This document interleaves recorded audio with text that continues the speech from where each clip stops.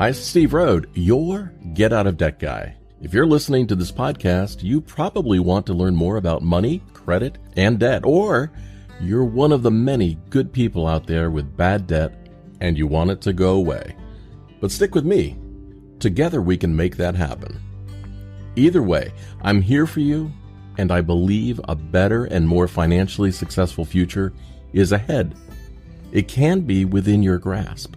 I'd like to ask you for a favor.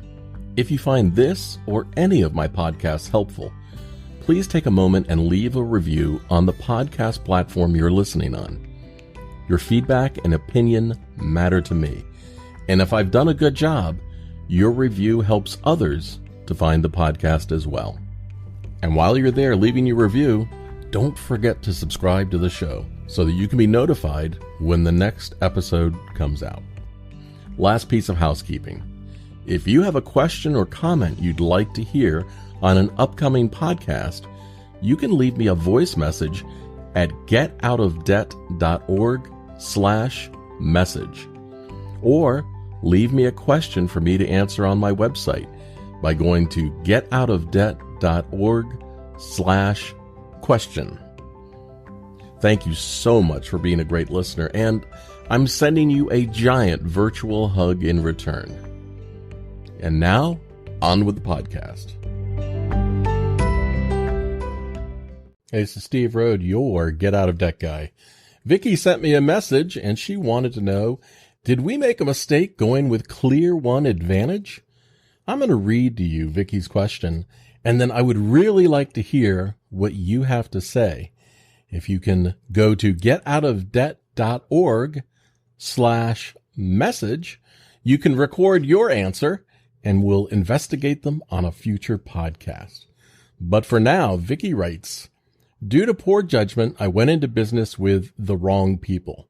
As a result, my credit cards were maxed out and all inventory was stolen. I struggled to make payments on everything, but it proved to be too much. Finally, I could no longer pay my bills. Again, I was a victim of my own poor judgment. I hired a debt settlement company in 2019. I was so ashamed of myself. I want to pay my bills. But this meant I was going to have to talk to someone. I am extremely anxious, making it impossible to speak to anyone. My anxiety compounds the ultra shame I feel. So I bit the bullet and hired ClearOne Advantage.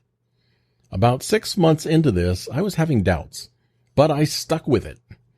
I made my monthly payments, but some bills were late coming in, and they were added to the original agreement. Look, I'll spare you all the details and get to my latest experience, and I'm at a loss.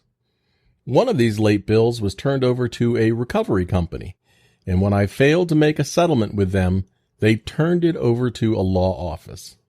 This got us served with a summons to appear in court on October 2021. I tried desperately to get something worked out to avoid court. After many unreturned phone calls and being told this was my fault because I refused to make any extra payments when they asked, which is total BS, we found ourselves in court 4 times, I think.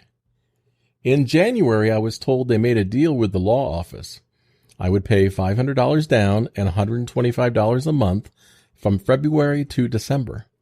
This amount was on top of what I was already paying. We assumed all was taken care of, so imagine our surprise when we had to show up in court in April. While we are here, we find out that ClearOne has not made any deal with the law office. We are being lied to. We're at a loss on what to do. Any advice would be greatly appreciated. Thank you for your time and attention, Vickie. I want you to pause the podcast right here, and I want you to go to getoutofdebt.org/message, and I want you to leave me a message of what you think Vickie should do. If you left me a message and you shared your advice about what you think Vickie should do, thank you very much. Here's what I suggested to Vickie. I said, Dear Vickie, I completely understand how anxiety and fear can hold someone back from making great choices. The desire to avoid confrontation or dealing with someone one-on-one can be powerful. Unfortunately, that is human nature and a daily reality for many. I've watched many people make decisions to diminish the stress quickly rather than to do what might be best for them. From my point of view, the issues you feel you are having with ClearOne Advantage are more of a customer service problem and potentially a lack of communication on their part. The most significant issue here is really if a debt settlement approach was best for you in the very beginning. I'm not convinced that it was based on what you shared. I hope you've had a series of teachable moments through this experience. One of my mottos is there's no sense in wasting a perfectly good mistake. So let's get the value out of that miserable experience if there's something to learn. I have no idea what advice ClearOne Advantage gave you when you first contacted them. You also mentioned because of your shame, you wanted to pay all the bills. And many people feel that. I know I did when I went through my bankruptcy. Ironically, after my bankruptcy, I tried to repay my creditors to no avail. The creditors kept sending back my attempted payments and told me not to send any more. As far as they were concerned, my accounts were closed and this matter was done. An emotional response rarely leads to good choices. However, you emotionally felt obligated to repay your debt and hired ClearOne Advantage to assist you in accomplishing that. After hiring them, I'm confident you felt the entire situation was handled. I've often heard people say that they feel an obligation to repay their creditors and elect to settle their debts after talking to a debt relief company. The irony here is that settling your debts is not paying your debt. Instead, it's paying some of your debt. It's also an attempt to repair your financial past instead of your financial future. And I'm not convinced that makes sense. The past is gone, and it's only the future we can prepare for. So what do I mean by that? Well, let's say you're 30 years old and you spend the next 5 years settling your debts. Because you're directing money each month towards your old debts, you can't use those funds to save today for retirement in the future. Thinking about the future in a time of financial crisis is essential. So is saving money. You need to put money each month into a savings account as you try to dig yourself out of debt. But unfortunately, that fact is counterintuitive for many. People believe they need to direct every dollar towards debt reduction, but that is absolutely the wrong approach. Let's look at an example of what digging yourself out of debt would cost you if you were spending $500 a month on debt settlement fees and payments. Using that monthly payment for retirement savings, you would have saved almost $1.3 million towards your retirement at age 70 if you stopped saving after 5 years and never made another deposit. That is, if you started at age 30. The most critical question you need to ask yourself is how much potential retirement savings are you willing to throw away to repay your past financial mistakes?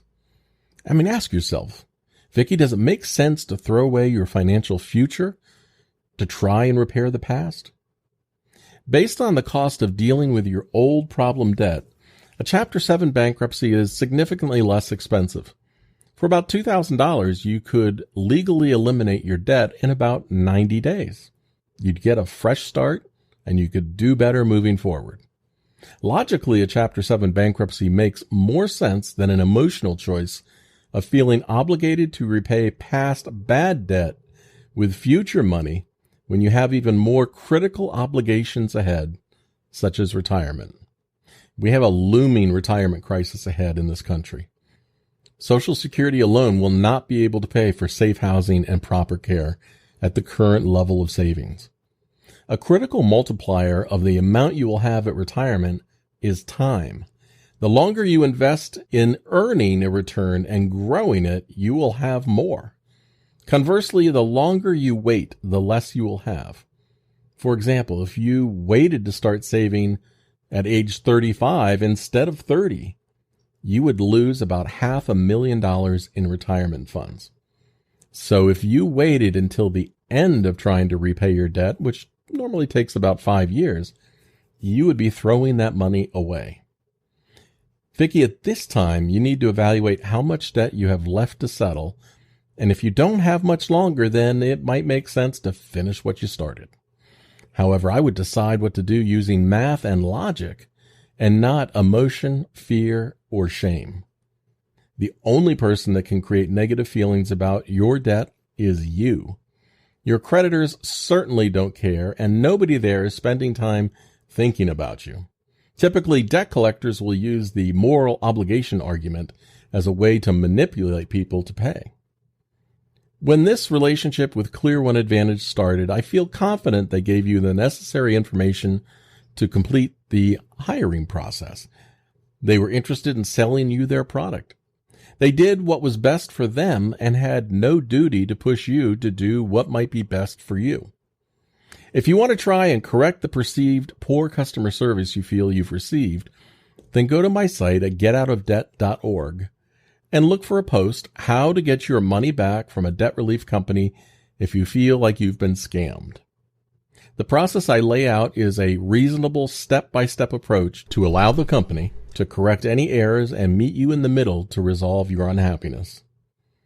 Vickie, thank you so much for your question. If you have a question you'd like to ask, you can do it on the web at getoutofdebt.org/question, or you could leave me a voicemail question by going to getoutofdebt.org/message. This is Steve Rhode, your Get Out of Debt guy. Remember, practice safe debt and have an amazing day. I believe in you.